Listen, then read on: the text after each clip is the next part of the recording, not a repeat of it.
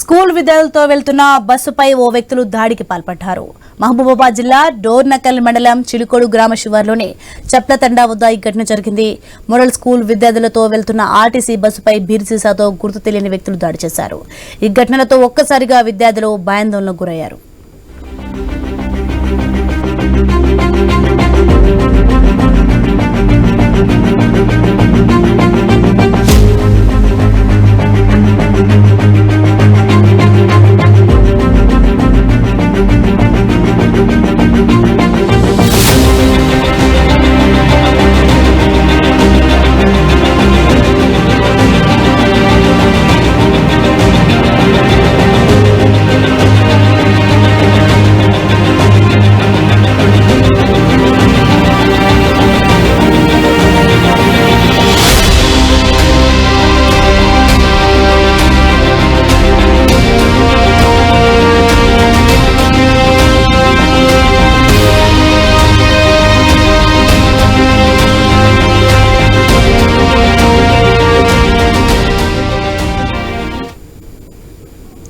నెల్లూరు జిల్లాలో ఇసుక ఖనిజ నిక్షేపాలు వెలికి తీయడం కోసం నమూనాల సేకరణలో భాగంగా జిందాల్ కంపెనీ తవ్వకాలు ప్రారంభించింది.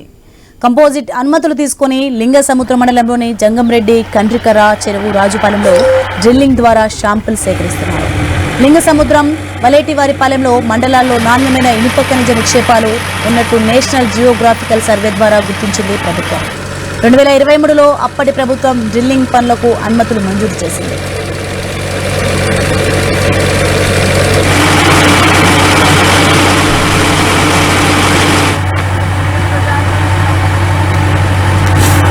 ఇక డ్రిల్లింగ్ పనులపై సిపిఎం నేత వెంకటేశ్వర్లు మండిపడ్డారు. ఐరన్ ఓర్ను తరలించడం ద్వారా జిందాల్ కంపెనీకే లబ్ధి అని అన్నారు. రైతులకు ఎటువంటి ఉపయోగం లేదని చెప్పారు వెంకటేశ్వర్లు. ప్రజల భూములు ఉన్నాయి, ప్రభుత్వ భూములు ఉన్నాయి. ఆ ప్రభుత్వ భూములన్నీ కూడా పంచాయతీ పరిపాలన జరుగుతూ ఉంది. గ్రామ సర్పంచ్ ఉన్నాడు, ప్రజలు ఉన్నారు. అక్కడ ప్రజల యొక్క అనుమతి తీసుకోవాలి అంటే ప్రధానంగా గ్రామ పంచాయతీ తీర్మానం తీసుకోవాల్సిన అవసరం ఉంది.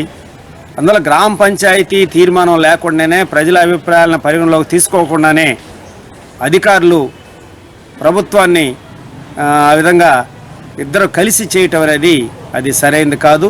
మా అభిప్రాయం ప్రజల అభిప్రాయాన్ని పరిగణలో తీసుకుని ఎక్కడైతే ప్రకృతి సంపద ఉంటుందో, ఎక్కడైతే ప్రజల సంపద ఉంటుందో అది ప్రజలకే చెందేటట్టు చేయాలనేది ఒక అభిప్రాయం.